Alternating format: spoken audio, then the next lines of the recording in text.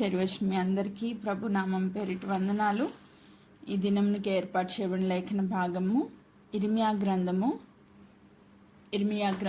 13వ అధ్యాయము 1 నుంచి 11 వచనాలు ఈరోజు మనం ధ్యానం చేసుకుందాం. ఇర్మియా గ్రంథము 13వ అధ్యాయము 1 నుంచి 11 వచనాలు. యెహోవా నాతో ఇలాగు సెలవిచ్చెను, నీవు వెళ్ళి అవిసె నార నడికట్టుకొని నీ నడుమునకు దాన్ని కట్టుకొనుము, నీళ్లలో దాన్ని వేయకుము. కావున యెహోవా మాట చొప్పున నేను నడికట్టు ఒకటి కొని నడుమున కట్టుకొంటిని.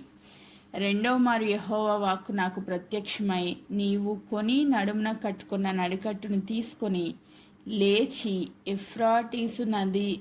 ఎఫ్రాటీసు నద్దకు పోయి అక్కడ నున్న బండ బీటలలో దాన్ని దాచిపెట్టుమనగా, యెహోవా నాకు ఆజ్ఞాపించినట్లు నేను పోయి ఎఫ్రాటీసు నొద్ద దానిని దాచిపెట్టి తిని. ఆమేన్. సో ఈ వాక్యం చాలాసార్లు మనం ధ్యానం చేస్తాం కదా, కానీ మరెందుకు మళ్ళీ ఒకసారి దేవుడు ధ్యానం చేయమని ఈ వాక్యాన్ని నాకు కనపరచడం జరిగింది. ఇక్కడ దేవుడు ఇర్మియా గారితో మాట్లాడుతూ ఉన్నారు, ఒక ఎగ్జాంపుల్ ఇచ్చి మాట్లాడుతూ ఉన్నారు. ఒక విషయాన్ని దేవుడు చెప్పాలనుకుంటున్నారు, దాన్ని అర్థమయ్యే రీతిలో ఒక ఎగ్జాంపుల్ ద్వారా చెప్పాలని ఆశపడుతూ ఉన్నారు. ఏం చెప్పాలనుకుంటున్నారు అంటే, ఫస్ట్ ఇర్మియా గారు ఎంత పర్ఫెక్ట్ అంటే చెప్పిన మాట చెప్పినట్టు వినే వ్యక్తి. ఆమేన్.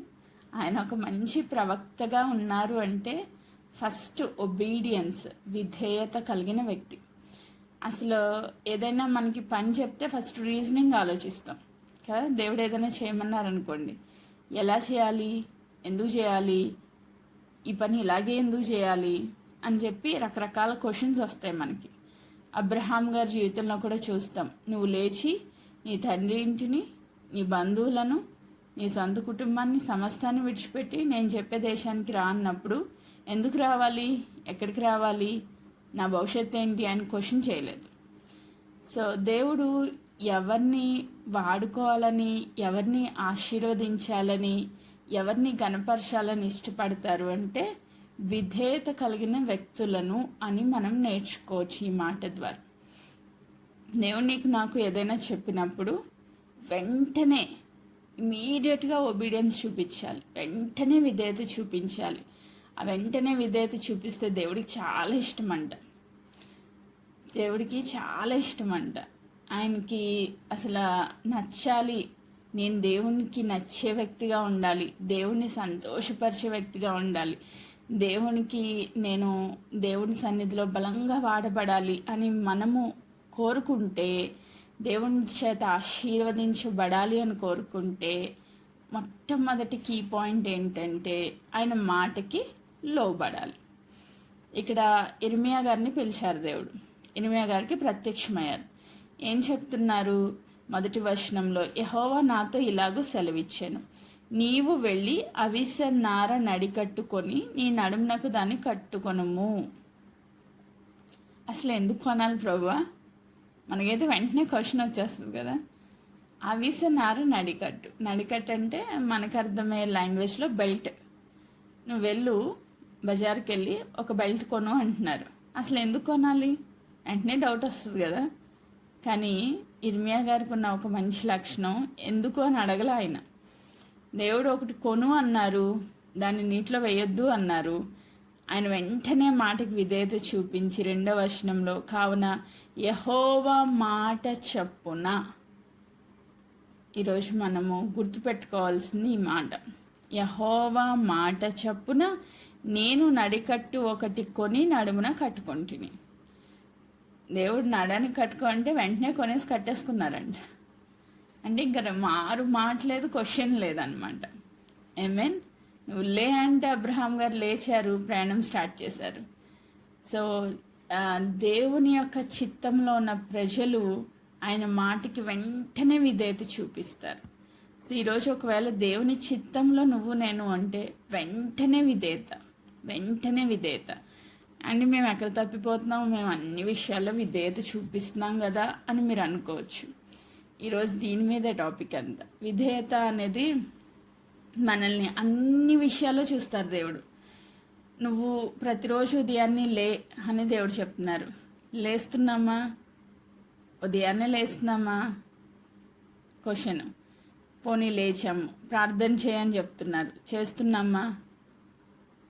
పర్సనల్ ప్రేయర్, గ్రూప్ ప్రేయర్, వాక్య ధ్యానము, దేవుని యొక్క సన్నిధిలో ఆయన గురించిన ధ్యాసలో, ఆయన సన్నిధి యొక్క ఆయన చిత్తాన్ని కనుగొనడంలో, ఆయన చిత్తాన్ని నెరవేర్చడంలో మనము విధేయత చూపిస్తున్నామా?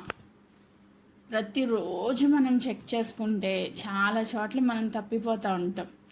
యేసుక్రీస్తు ప్రభువారే మనకి మాదిరి కాబట్టి ఆయన ఏం చేసేవారంట, ప్రతిరోజు పొద్దున్నే తెల్లవారుజామున ఇంకా చాలా చీకటి అయి ఉండగానే లేచి ఆయన అరణ్య ప్రదేశానికి వెళ్ళి, అంటే ఏకాంతంగా వెళ్ళిపోయి, మరి రోజంతా బిజీ మినిస్ట్రీ ఆయనకి, అసలు ఒక్క నిమిషం కూడా ఖాళీ లేదు. ఎక్కడ చూసినా జనాలు కుప్పలు తెప్పలుగా ఉంటారు. ఆయన స్వస్థతలు చేయాలి, అద్భుతాలు చేయాలి, వాళ్ళకి వాక్యం బోధించాలి, చాలా పెద్ద మినిస్ట్రీ ఉంది.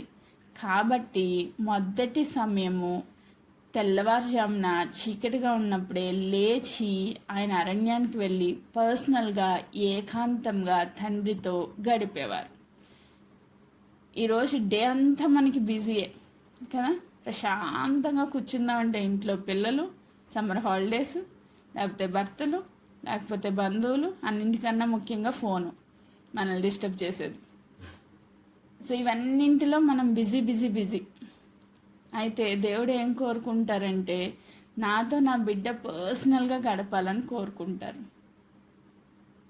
అలా పర్సనల్ రిలేషన్షిప్లో ఉన్న వాళ్ళకే దేవుడు వాక్కు బయలుపరచబడుతుంది. ఐ మీన్ నీతో దేవుడు మాట్లాడాలి అంటే ఎప్పుడు మాట్లాడతారంటే, నీ సొంత జీవితానికి కావలసిన గైడెన్స్, నీకు కావలసిన నడిపింపు నువ్వు దేవునితో దగ్గరగా ఉన్నప్పుడు దేవుడు చాలా చక్కగా నీతో మాట్లాడతారు. ఆ మాట, మొదటి మాటకు నువ్వు విధేయత చూపిస్తే రెండో మాట వస్తుంది నీకు. ఈయన మొదటి మాటకు విధేయత చూపించారు. ఏం చేశారు? వెళ్ళి ఒక నడికట్టు కొను అన్నారు. అది కూడా అవిసెనార నడికట్ట. దాన్ని నీళ్ళల్లో వేయొద్దన్నారు. ఎందుకంటే నీటిలో వేస్తే అవిసెనార కదా, పాడైపోద్ది. సో అంటే అది పాడైపోకుండా జాగ్రత్తగా చూసుకో అని చెప్పారు.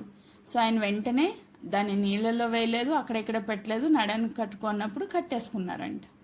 మరి రోజంతా కట్టుకున్నారో ఎన్ని రోజులు కట్టుకున్నారో నాకు తెలీదు. మళ్ళీ సెకండ్ టైం దేవుని వాక్కు ప్రత్యక్షమయ్యేంత వరకు ఆ నడికట్ట ఆయన నడానికే ఉంది.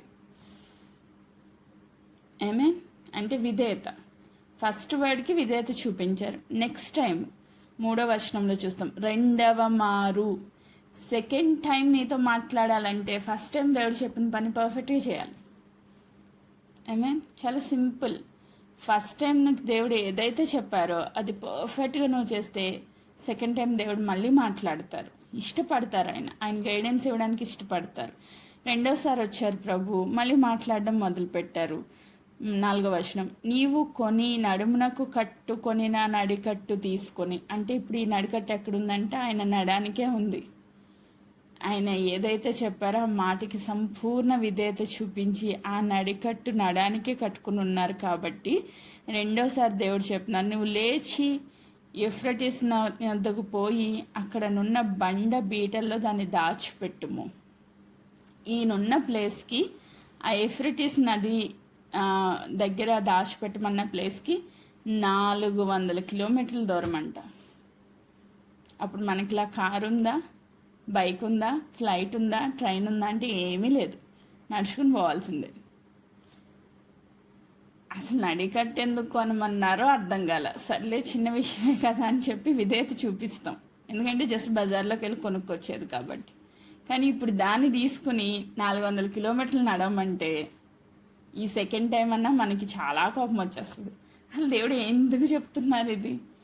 400 కిలోమీటర్లు ఈ ఒక్క నడికట్టుని తీసుకుని అక్కడ పెట్టడానికి వెళ్ళాలా? అసలు ఏంటి దేవుడికి అసలు మైండ్ లేదా అన్నంత క్వశ్చన్ వచ్చేస్తుంది మనకి.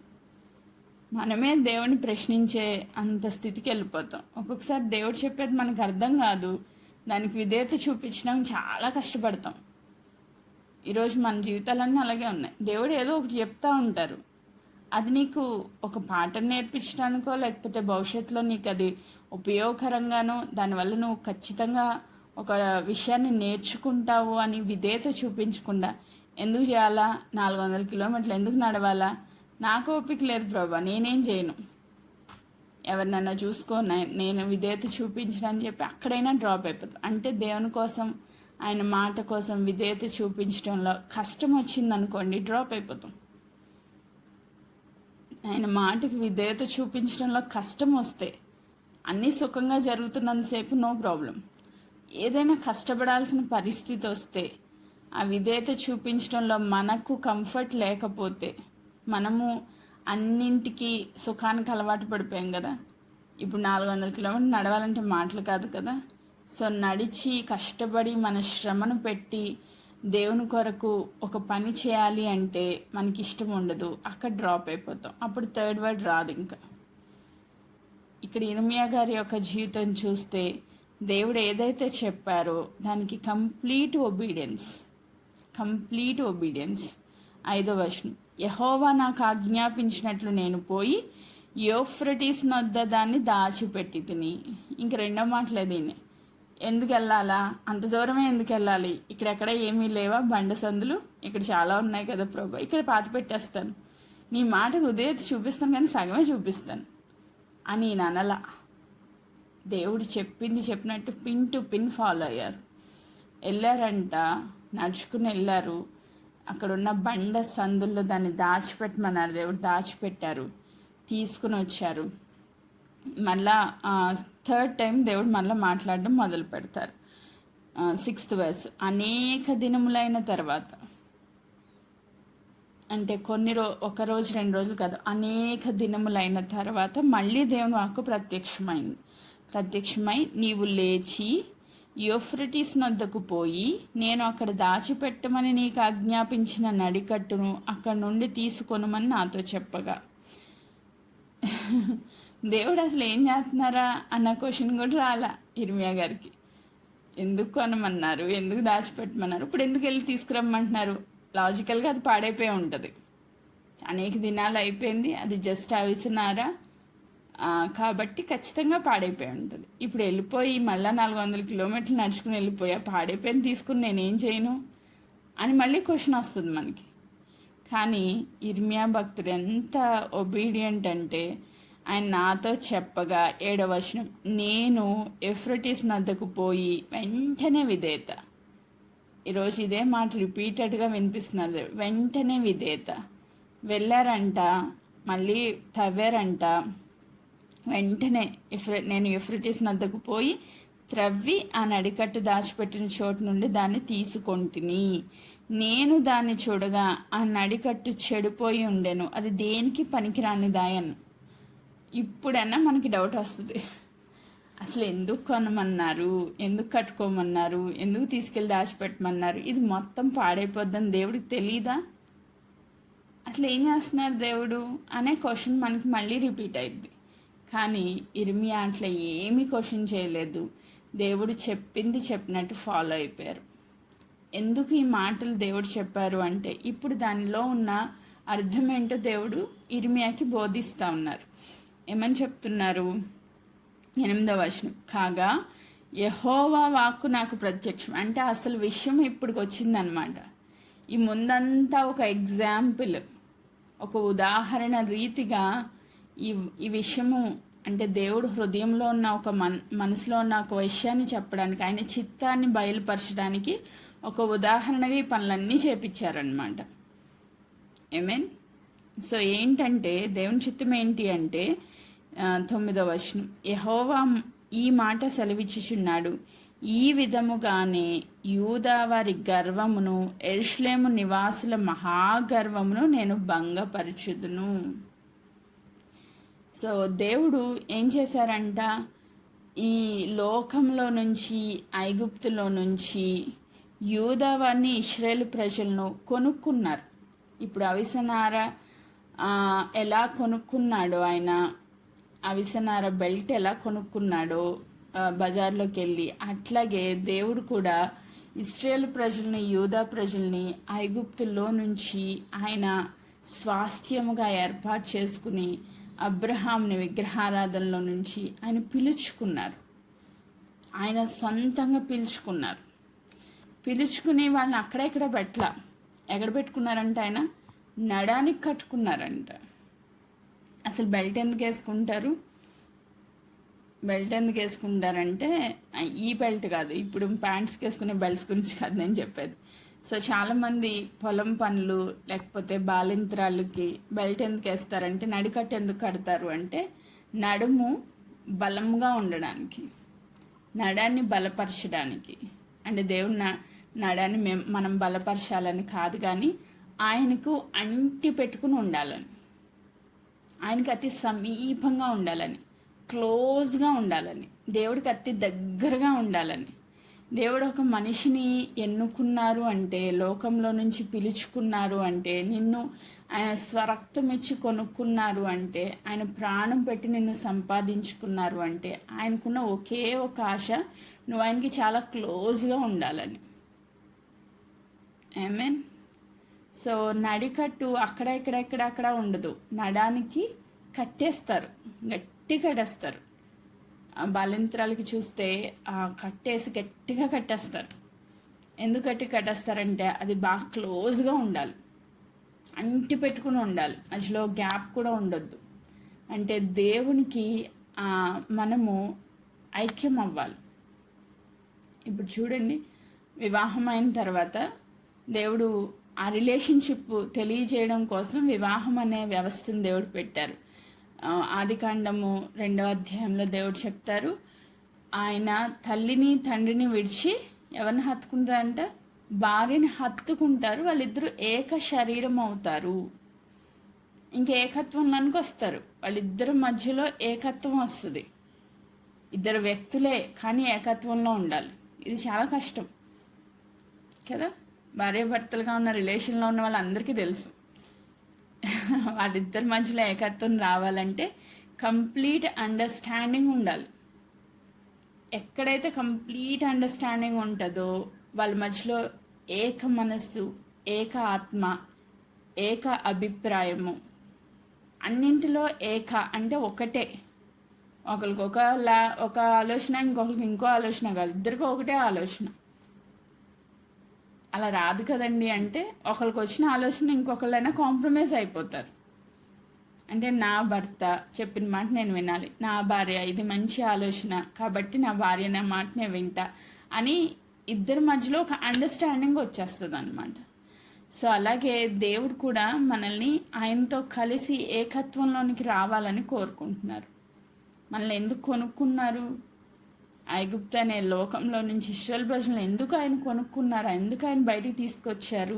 ఐగుప్తు నుంచి బయటికి తీసుకురావడానికి ఒకే ఒక రీజన్, ఆయన బలాన్ని, సూచనలను వారి ద్వారా ఈ లోకానికి తెలియచేయడానికి. ఐగుప్తులో 10 అద్భుతాలు చేశారు దేవుడు.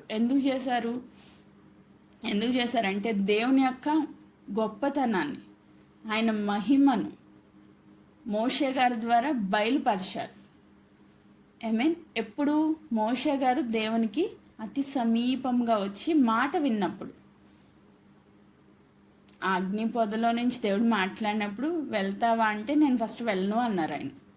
నాకు నోటి మాంద్యం ఉంది, నాకు రకరకాల ప్రాబ్లమ్స్ ఉన్నాయి, ఫరో నన్ను చూస్తే చంపేస్తాడు, అసలు నా వల్ల కాదు, నేను వెళ్ళను అని చెప్పి ఫస్ట్ మొరాయించినప్పటికీ దేవుని మాటకి తర్వాత విధేయత చూపించి ఆయన చెప్పిన రీతిగా వెళ్ళిన కారణాన్ని బట్టి ఆయన ద్వారా అంటే మోషే గారి ద్వారా దేవుని యొక్క మహిమ ఏంటో ఐగుప్తు దేశం అంతటికీ చూపించారు 10 అద్భుతాల ద్వారా. ఈరోజు దేవుడు నిన్ను మాట వింటే ఆయన ఏం చేయాలనుకుంటున్నారంటే నీ ద్వారా 11వ వచనంలో ఉంది, నాకు కీర్తి, నాకు స్తోత్రము, నాకు మహిమ కలుగుటకై వారు నాకు జనముగా ఉండునట్లు నేను ఇశ్రాయేలుల వంశస్థులందరినీ, యూదా వంశస్థులందరినీ నడికట్టు నరుని నడుమునకు అంటియున్న రీతిగా నన్ను అంటజేసి తిని. ఆమేన్, ప్రైజ్ గాడ్. దేవుడు నిన్ను ఎందుకు ఎన్నుకున్నారు, ఎందుకు కొనుక్కున్నారు, ఎందుకు దేవుడు నిన్ను ఒక బెల్ట్ లాగా ఉంచుకోవాలనుకుంటున్నారు అంటే, ఆయనతో అంత అంటుకట్టబడి నువ్వు ఎందుకు ఉండాలి అంటే, ఆయన నామానికి కీర్తి కావాలా, ఆయన నామానికి స్తోత్రాలు నీ ద్వారా కలగాల, ఆయన నామానికి నీ ద్వారా మహిమ రావాలి. ఆమెన్. అందుకు క్వైట్ ఆపోజిట్గా వీళ్ళు ఏం చేస్తున్నారంట, వాళ్ళు గర్వం చూపించారంట. గర్వం అంటే ఇంకొక మాట, గర్వము ఈజ్ ఈక్వల్స్ టు మాట వినకపోవడం.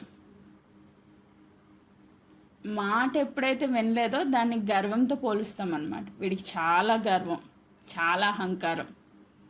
అంటే ఏంటి, మనం చెప్పిన మాట ఎండింగ్ కాదు, మహామూర్ఖుడు అన్నమాట. ఎంత చెప్పినా వాడి వితండవాదం వాడితే తప్ప మన మాట ఎండాడు. అంటే వాడికి గర్వం ఎక్కువ. ఒక గర్వమే కాదు, మహాగర్వం అంట వాళ్ళకి. అంటే ఇంక ఎంత చెప్పినా లోబడనొల్లని మనస్సు, లోబడనొల్లని స్వభావము, చాలా గర్వంతో కూడిన వ్యక్తులుగా కనబడతారు. మనం ఒక మాట చదువుకుందాం. సామెతల గ్రంథము 16వ అధ్యాయము, సామెతల గ్రంథము 16వ అధ్యాయము 5వ వచనం నేను చదువుతున్నాను. గర్వహృదయులందరూ యెహోవాకు హేయులు, నిశ్చయముగా వారు శిక్ష నొందుదురు. గర్వహృదయులందరూ యెహోవాకు హేయులు అంటే దేవునికి అసహ్యం అన్నమాట వాళ్ళంటే. గర్వహృదయం అంటే ఏంటి, మాట వినకపోవడం. దేవుడు ఏదైనా నీతో చెప్తే అది చేయకపోతే దాన్ని దేంతో పోలుస్తారంటే గర్వంతో పోలుస్తారు. అట్టి గర్వం నీలో ఉంటే అందుకు దేవుడు ఏం చెప్తున్నారంటే, మీరందరూ నాకు అసహ్యం. ఎవరైతే మాట వింటలేదో వాళ్ళంటే దేవునికి హేయం అంట. హేయం, ఇష్టం ఉండదు. సో దేవుడు ఒక క్రమం పెట్టారు మనకి. 5 o'clockకి ఈ గ్రూప్ స్టార్ట్ అయ్యింది. కరెక్ట్గా 5 గంటలకు గ్రూప్ స్టార్ట్ అయ్యింది. 5 నిమిషాల ముందే జాయిన్ అవ్వండి అమ్మా అని నేను చెప్తాను ఎప్పుడు. మీరు ఎన్ని గంటలకు వస్తారు? నాకు తెలిసి ఒక 30 మంది లోపే 5 గంటలకు కనబడతారు నాకు. తర్వాత ఒకళ్ళు 5 నిమిషాలు 10 నిమిషాలు అలా పావు గంట వరకు జాయిన్ అవుతూనే ఉంటారు. కరెక్ట్గా వాక్యం టైంకి వచ్చేసరికి 60 to 70 మధ్యలోకి వస్తారు. అంటే మీరు మాట వినే ప్రజలు అనాలా, మాట వినలేని ప్రజలు అనాలా? ఈ 30 మంది, ఇప్పుడు 34 మంది లేట్గా జాయిన్ అయ్యారు. వీళ్ళందరినీ ఏమనాలా? నా దృష్టిలో మాట వినని వాళ్ళే. పోనీ ఏదో నెట్వర్క్ ప్రాబ్లం ఉందో, జాయిన్ అవ్వడానికి ఇబ్బంది అయిందో దేవుడు చూస్తారు కాబట్టి వాళ్ళని యాక్సెప్ట్ చేసేద్దాం. మ్యాక్సిమం అలాంటిది కూడా ఉండదు నాకు తెలిసి, ఎందుకంటే రెగ్యులర్గా జాయిన్ అయ్యేవాళ్ళే కదా, కొత్త వాళ్ళు ఎవరు లేరు. అంటే మనం ఏం చెప్తున్నాం, పొద్దున్నే లేచి పర్సనల్ ప్రేయర్ చేసుకుని మీ కుటుంబం చుట్టూ కంచె వేసుకుని కంచె ప్రార్థన అయిన తర్వాత 5 నిమిషాలు తక్కువ 5 గంటలకు గ్రూప్కి రండమ్మా అంటే మనం ఎప్పుడు వస్తాం? వాక్యం టైంకి వస్తాం. అంటే దేవుని స్తుతించొద్దు, స్టార్టింగ్ ప్రేయర్లో దేవుడు ఉంటాడనే భయం లేదు, ఆయన మాట వినొద్దు. దీని ఏమంటారు? గర్వం అంటారు. ఎన్నిసార్లు చెప్పినా వినలేని వాళ్ళకి మహాగర్వం అన్నమాట. ఒక్కొక్కరు చెప్పిన వెంటనే సెట్ అయిపోతారు. అమ్మో దేవుడు చెప్తున్నారు, దేవుడి మాట వినాలి, విధేయత చూపించాలని.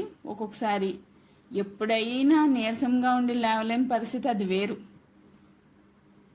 కానీ రెగ్యులర్గా ఇదే ప్యాటర్న్ ఫాలో అవుతున్నారంటే మిమ్మల్ని ఏమనాలంటే గర్విష్ఠులు అనాలి. అందమాలాగా వాళ్ళు బాధ, అలా అంటే బాధ అనిపిస్తుంది. అనడానికి నాకే బాధగా ఉంది. అయ్యో నా బిడ్డలు గర్విష్ఠులా, అట్లా కూడదు, అలా ఉండకూడదు. దేవుని మాటకి విధేయత చూపించాలి. ప్రతి చిన్న దాంట్లో దేవుడు చూస్తారండి. నువ్వు పెద్ద పెద్ద వాటిలో విధేయత చూపిస్తున్నావు, అది కాదు. ఫస్ట్ కొంచెంలో నమ్మకంగా ఉండాలంట. నువ్వు ఫస్ట్ చిన్న విషయాలు ఎందు నమ్మకంగా ఉండు, ఆ తర్వాత పెద్ద వాటి మీద నిన్ను నియమిస్తాడంట దేవుడు. ఐ మీన్ నేను పావుగంట లేట్గా వచ్చాను అనుకో, పరిస్థితి ఏంటి? అసలు గ్రూప్ నడుస్తుందా? అసలు నడిచే పరిస్థితి లేదు. ఎంత హెల్త్ బాగోకపోయినా, ఎన్ని బాడీ పెయిన్స్ ఉన్నా, ఎన్ని రకాల ఇబ్బందులైనా టైంకి కూర్చోవాల్సిందే ఇక్కడ. ఎందుకంటే ఒక కమిట్మెంట్ దేవుడితో మనం చేసుకున్నాం. ఈ పని నేను చేస్తాను ప్రభు అని ఒక నిర్ణయం తీసుకున్నాం, ఒక కమిట్మెంట్ చేసుకున్నాం. దేవుడు మనల్ని రక్షించారు, ఆయన ఒక పని ఇచ్చారు, బాధ్యత ఇచ్చారు. సో పనిని మనము ఖచ్చితంగా టైం టు టైం ఆయన చెప్పిన మాటకి విధేయత చూపించాలి. ఆయన చెప్పిన మాటకి విధేయత చూపించాలి. మీన్ అదే 16వ అధ్యాయం 18వ వచనం నేను చదువుతున్నాను. నాశనం నాకు ముందు గర్వం నడుచును, పడిపోవుటకు ముందు అహంకారమైన మనస్సు నడుచును. నాశనానికి ముందు గర్వం నడుస్తుందంట. అంటే దేవుడు చెప్పిన మాట వినకుండా వినకుండా వినకుండా వీళ్ళు ఎక్కడికి పోతారంట? నాశనానికి పోతారు. దేవుడు చెప్తారు 1 time, 2nd time, 3rd time ఛాన్స్లు ఇచ్చుకుంటా వెళ్తారు. ఇంక వీడు వినట్లా వదిలేస్తారు. ఎక్కడ పోతారు వీళ్ళు? పాతాళానికి పోతారు, నాశనానికి పోతారు. గర్వము ఈజ్ ఈక్వల్స్ టు నాశనము.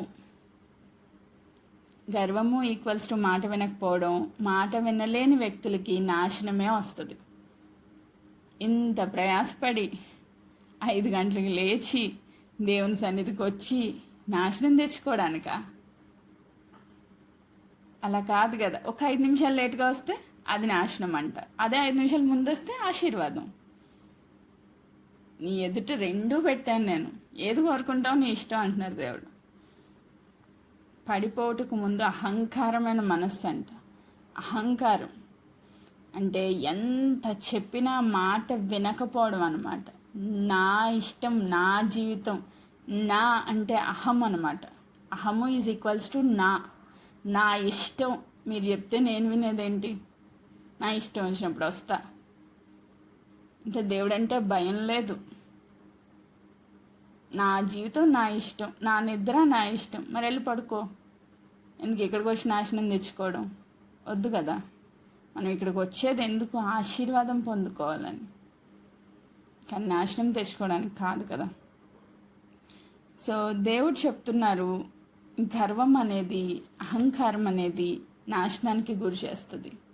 దేవుని మాట వినకపోవడం, సెల్ఫ్, నా ఇష్టం అనే మనస్తత్వం దేవుని యొక్క ఉగ్రతకు మనల్ని పాత్రలుగా చేస్తుంది.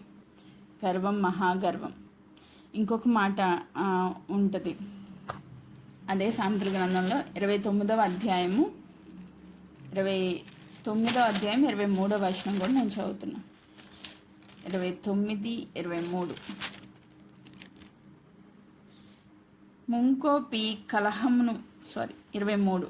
ఎవని గర్వం వానిని తగ్గించునో వినయ మనస్కుడు ఘనత నొందును. ఎవని గర్వం వాణ్ణి తగ్గిస్తుందంట. అంటే దేవుడు నిన్ను హెచ్చించాలి అంటే, దేవుడు నిన్ను ఆశీర్వదించాలి అంటే, దేవుడు నిన్ను ఘనపరచాలి అంటే నీలో ఏముండకూడదు? గర్వం ఉండకూడదు. ఒకవేళ నీలో గర్వం ఉందంటే నువ్వు అణగొట్టబడతావు, తగ్గించబడతావు, నిన్ను దేవుడు ఆశీర్వదించలేరు. ఒకవేళ ఆయనకు ఆశీర్వదించాలనే ఆశ ఉన్నప్పటికీ ఆయన మనల్ని ఎందుకు పిలుచుకున్నారు? ఆశీర్వాదానికి కారణభూతులుగానే పిలుచుకున్నారు. ఆయన మనల్ని ఎందుకు పిలుచుకున్నారు? ఆయన నామానికి మహిమ, కీర్తి, స్తోత్ర ప్రభావములు రావడానికి, ఆయనకు ఒక రిప్రజెంటేటివ్స్గా మనం ఈ లోకంలో జీవించడానికి, ఆయన బిడ్డలుగా ఉండడానికి మనల్ని పిలుచుకున్నారు. కానీ నీలో గర్వం ఉన్న కారణాన్ని బట్టి దేవుడు నిన్ను హెచ్చించలేకపోతున్నారంట. వినయ మనస్కుడు ఘనత నొందును. నిన్ను ఘనపరచాలని దేవుడికి ఇష్టంగా ఉంది, కానీ నువ్వు ఆ ఘనత పొందుకోవడానికి నీ గర్వం అడ్డుపడుతుంది. నీ మాట వినని మనస్తత్వం, మొండి స్వభావం అడ్డుపడతా ఉన్నాయి. వినయ మనస్కులనే దేవుడు కనపరుస్తారు. దీనుల ఎడల దేవుడు దయ చూపిస్తారు. గర్విష్ఠుల ఎడల ఆయన వికటముగా ఉంటాడంట. సో మనము దీనత్వంలో అంటే మాట వినే వ్యక్తులుగా ఉన్నామా, మాట వినని వ్యక్తులుగా ఉన్నామా? ఒక్కొక్క వర్డ్ తగులుతూ ఉంటే ఒక బుల్లెట్ లాగా అనిపిస్తుంది, కానీ మనసు మారదు. బుల్లెట్స్ వెళ్ళిపోతున్నాయి, కానీ మనిషి మాత్రం చావట్లేదు. ఎన్ని బుల్లెట్స్ తగిలినా కూడా నేను అన్న స్వభావం మాత్రం అలాగే జీవిస్తుంది. యాక్చువల్గా కరెక్ట్ హిట్ అయితే ఆ స్వభావం మారిపోవాలి. కరెక్ట్గా వర్డ్ పడితే ఆ మనస్తత్వం మారిపోవాలి, అంతే. ఎన్నిసార్లు గద్దించినా లోబడినల్లవాడు హఠాత్తుగా మరణిస్తాడంట. ఎన్నిసార్లు గద్దించాలి దేవుడు నిన్ను? ఎన్నిసార్లు చెప్పాలి? చెప్పిన మాట ఎందుకు చెప్పాలి? నీలో ఒక మార్పు వచ్చేసింది అనుకో, ఇంక దేవుడు చెప్పరు, దాన్ని అక్కడితో స్టాప్ చేస్తారు. ఒక పాస్టర్ గారు చెప్తుంటే విన్నాను నేను. ఒక వ్యక్తికి చాలా ప్రేయర్స్ అంటే ఇష్టం అంట. ఒక పాస్టర్ గారు మీటింగ్స్ అంటే చాలా ఇష్టం అంట ఆమెకి. ఆమె ఒక ఫర్ ఎగ్జాంపుల్ హైదరాబాద్లో మీటింగ్స్ పెట్టారు, వచ్చింది, వాక్యం విన్నది, చాలా సంతోషించింది. తర్వాత మళ్ళీ అదే పాస్టర్ నెక్స్ట్ డే విజయవాడలో పెట్టారు, మళ్ళీ వెళ్ళింది. మళ్ళీ కాకినాడలో పెట్టారు, మళ్ళీ వెళ్ళింది. అలా తిరుగుతూ ఉందంట. ఆయన ఎక్కడ మీటింగ్స్ పెడితే అక్కడ ఒక 4-5 చోట్ల అయిన తర్వాత ఆవిడ పాస్టర్ని కలిసి, మీరు 4 చోట్ల ఒకే మెసేజ్ చెప్పారండి, నేను మీ మెసేజ్లు వినడానికి మీ చుట్టూ తిరుగుతూ ఉన్నాను, కానీ 4 ప్లేస్లో ఒకే మెసేజ్ చెప్పారంటే పాస్టర్ అడిగారంట, ఆ 4 మెసేజ్లు నీకు ఒకేలాగా వినిపించారంటే దేవుడు నీలో మార్పు కావాలని, నువ్వు ఆ మెసేజ్ నుంచి ఏం నేర్చుకున్నావు అని అడిగారంట. ఎందుకు 4 సార్లు చెప్పాలి నీకు దేవుడు? నీలో అది మార్పు రాలా కాబట్టి మరలా దేవుడు హెచ్చరిస్తున్నారు. సో కానీ నేను మారను, నేను మాత్రం ఇలానే ఉంటాను అంటే చెప్తారు, ఒకరోజు వదిలేస్తారు. ఇంకా మాట వినలేని వ్యక్తుల్ని వదిలేస్తారు దేవుడు. సో పరిశుద్ధాత్మ దేవుడిని దుఃఖపరచకూడదంట. ఆయన చాలా సెన్సిటివ్ పరిశుద్ధాత్ముడు. చెప్తారు, మీరు మాట్లాడొద్దు, నా ఇష్టమా అని అన్నారంటే ఆయన సైలెంట్ అయిపోతాడు, ఇంక చెప్పడప్పుడు ఇంక మాట్లాడ్డా, ఆయన మౌనం అయిపోతారు. పరిశుద్ధాత్ముడు చాలా సెన్సిటివ్. ఎవరైతే సెన్సిటివ్గా దేవుని వర్డ్ వినాలని ఆశపడతారో వాళ్ళతోనే దేవుడు మాట్లాడడానికి ఇష్టపడతారు. ఇర్మియా గారు వెంటనే విధేయత చూపించారు కాబట్టి 2వసారి 3వసారి 4వసారి ఆయన వాక్ ప్రత్యక్షత జరుగుతూ వచ్చింది. ఆయన ఎక్కడైతే బ్రేక్ అయిపోతే అక్కడ బ్రేక్ అయిపోద్ది వర్డ్ కూడా. సో అట్లా ఉండకూడదు మనం. లాస్ట్గా ఒక మాట నేను చదవాలని ఆశపడుతున్నాను. యెషయా గ్రంథము 43వ అధ్యాయము 21వ వచనం నేను చదవాలని 21. నా నిమిత్తము నేను నిర్మించిన జనులు నా స్తోత్రమును ప్రచురము చేయుదురు. నా నిమిత్తము. ఇప్పుడు మనం అందరం ఎవరి నిమిత్తము? అమ్మ నువ్వు ఎందుకున్నావు ఈ లోకంలో అంటే, నా బిడ్డల కోసం ఉన్నాను, లేకపోతే నా భర్త కోసం నేను బ్రతకాలా? లేదండి, మనం అందరినీ దేవుడు ఈ లోకంలో పుట్టించడానికి ఒకే ఒక రీజను, నా నిమిత్తము అని దేవుడు చెప్తున్నారు. నువ్వు ఎవరి కోసం జీవించాలి అంటే దేవుని కోసం జీవించాలి. ఆమేన్. నా నిమిత్తము నేను నిర్మించిన జనులు, దేవుడి కోసము దేవుడే నిన్ను చేసుకున్నారు. నువ్వేం చేయాలంట? నా స్తోత్రంను ప్రచురం చేయుదురు. దేవుని యొక్క స్తోత్రాన్ని ఈ లోకంలో అంటే దేవునికి నామానికి మహిమ కలిగేటట్లుగా నువ్వు ఈ లోకంలో జీవించాలి. అది దేవుని ఉద్దేశమై ఉంది. దేవుని జీవితంలో ఆయన కలిగి ఉన్న ఉద్దేశము దేవుని నిమిత్తము, దేవుని కోసము, దేవునితో అంటుకట్టబడి నువ్వు బ్రతకాలి. ఆయనకి అతి సమీపంగా ఉండాలని ఆయన ఆశపడుతున్నారు. నడికట్టులాగా నువ్వు ఉంటే, నాకు ఈ మాట చదువుతున్నప్పుడు ఒక తలంపు దేవుడిచ్చారు. నడికట్టు బలం కదా, అంటే ఒకవేళ నేనే దేవుని నడికట్టు అయితే నా ద్వారా దేవుని బలం ఈ లోకానికి ప్రచురపరచబడాలి. ఆమేన్. నా ద్వారా ఈ లోకానికి దేవుని యొక్క బలాన్ని రుజువు చేయాలి. ఎలా రుజువు చేస్తాం? అపోస్తుల కార్యాలు మనం చదివితే పేతురు, యోహాను, పౌలు, స్టెఫెను, ఫిలిప్ వీళ్ళందరూ దేవుని బలానికి సూచనగా ఉన్నారు. వాళ్ళు పరిశుద్ధాత్మను పొందుకున్నారు. పరిశుద్ధాత్మ ద్వారా ఈ లోకంలో దేవుని కార్యాలు జరిగిస్తూ వచ్చారు. తద్వారా దేవుని నామానికి మహిమ కలిగింది. ఆయనను అనేక మంది విశ్వసించడానికి ఒక డోర్ ఓపెన్ అయిపోయింది. ఆమేన్. నీ ద్వారా ఈ లోకంలో ఆయన బలాన్ని చూపించాలనుకుంటున్నారు. ఒకవేళ నువ్వు మాట వింటే నువ్వు గర్వాన్ని పక్కన పెడితే, నీ అహంకారాన్ని పక్కన పెడితే, నువ్వు మాట వింటే దేవుని యొక్క బలాన్ని నీ ద్వారా నిరూపించాలనుకుంటున్నారు. మనం ఏమనుకోవాలంటే, దేవుని కోసము వాడబడే అర్హమైన పాత్రలుగా ఆయన మహిమని ఈ లోకంలో చూపించాలి అని మనం ఇష్టపడాలి. ఆయన మాట వినాలి. ఆయన ఏం చెప్తున్నారో అది పర్ఫెక్ట్గా మనం ఫాలో అవ్వాలి. ఇంకా చాలా వర్సెస్ ఉన్నాయి, అయితే మనకి టైం అయిపోయింది. ఇంకొకటి కూడా చదువుతాను నేను. ఎఫెసీయులకు రాసిన పత్రిక 1వ అధ్యాయము 4వ వచనము. ఎట్లనగా తన ప్రియుని యందు తాను ఉచితంగా మనకు అనుగ్రహించిన తన కృపా మహిమకు కీర్తి కలుగునట్లు. ఏం కలుగునట్లు? తన కృపా మహిమకు కీర్తి కలుగునట్లు తన చిత్త ప్రకారమైన దయా సంకల్పము చొప్పున యేసుక్రీస్తు ద్వారా తనకు కుమారులుగా స్వీకరించుటకై మనలను ముందుగా తన కోసం నిర్ణయించుకుని మనము తన ఎదుట పరిశుద్ధులను నిర్దోషులై ఉండవలనని జగత్పునాది వేయబడక మునిపే ప్రేమ చేత యేసుక్రీస్తులో మనలను ఏర్పరుచుకొనెను. ఆయన ముందే ఏర్పాటు చేసుకున్నారంటే జగత్పునాది వేయబడక మునిపే క్రీస్తులో నిన్ను పిలుచుకున్నారు. ఎందుకోసం పిలుచుకున్నారు అంటే తన కృపా మహిమకు కీర్తి కలుగునట్లు. ఆమేన్. తన కుమారులుగా కుమార్తెలుగా మనల్ని ముందుగానే నిర్ణయించి పిలుచుకున్నారు. ఆయనకు మహిమకరంగా మనం ఈ లోకంలో జీవిస్తామని. ఈరోజు నేను చూసిన వాళ్ళు, అబ్బా నీ దేవుడు ఎంత గొప్ప దేవుడో అని అంటున్నారా? లేకపోతే ఇది దేవుడిని నమ్ముకుంది కానీ ఒక్క లక్షణం దేవుడి లక్షణం లేదు ఈమెలో. నోరిప్పితే అసలు ఏం మాట్లాడిద్దో తెలీదు. ఈ పనులు కానీ ఒక క్రమం లేదు. దేవుని బిడ్డల క్రమంగా ఉండాలి. మనల్ని చూసి ఈ లోకం నేర్చుకోవాలి, క్రమం నేర్చుకోవాలి. మనమే అక్రమంగా ఉంటే దేవుని నామానికి మహిమ రావడం పక్కన పెడితే అపకీర్తి వస్తుంది, దేవుని నామానికి దూషణ కలుగుతుంది. అందుకే నాకు చాలా హర్టింగ్ పాయింట్ ఏంటంటే నీ వల్లనే అన్యజనుల మధ్యలో నా నామం దూషించబడుతుంది అంటారు దేవుడు. ప్రభు అలా ఎప్పుడూ అవ్వకూడదు నా జీవితంలో. నేను ఎప్పుడూ ప్రార్థన చేస్తూ ఉంటా, అలా ఎప్పుడు జరగకూడదు. నన్ను బట్టి నీ నామం మహిమపరచబడాలి, కానీ నీ నామానికి దూషణ కానీ అవమానం కానీ రావద్దు. ఎప్పుడూ మహిమ కలగాలి దేవుడికి. మన ద్వారా, మనం చేసే పనుల ద్వారా, మన ప్రవర్తన ద్వారా. ఈమె దేవుణ్ణి నమ్ముకుంది అంటే క్రీస్తు ఈమెలో కనబడాలి. ఆమెలో దేవుని ప్రేమ కనబడాలి, దేవుని గుణలక్షణాలు కనబడాలి, పరిశుద్ధాత్మ ఫలము ఎల్లప్పుడూ మనం ఫలించాలి. ఆమేన్. అందుకోసమే దేవుడు నిన్ను ఈ లోకంలో ఏర్పాటు చేసుకున్నాడు, పిలుచుకున్నాడు. ఆయన స్వరక్తం ఇచ్చి సంపాదించుకున్నాడు. ఆయన పరిశుద్ధాత్మను నీకు ఇచ్చారు. ఆ ఆత్మ చేత నువ్వు ఫలించాలని దేవుడు ఆశపడుతున్నారు. తద్వారా దేవుని కృపా వరాలు కలిగి ఈ లోకంలో ఆయన బలాన్ని నువ్వు నిరూపించాలని దేవుడు కోరుకుంటున్నారు. ఆమేన్. Praise God. అట్టి కృపను దేవుడు మనందరికీ దయచేయనుగాక. దేవుడి వాక్య భాగంను దీవించునుగాక. ఆమేన్.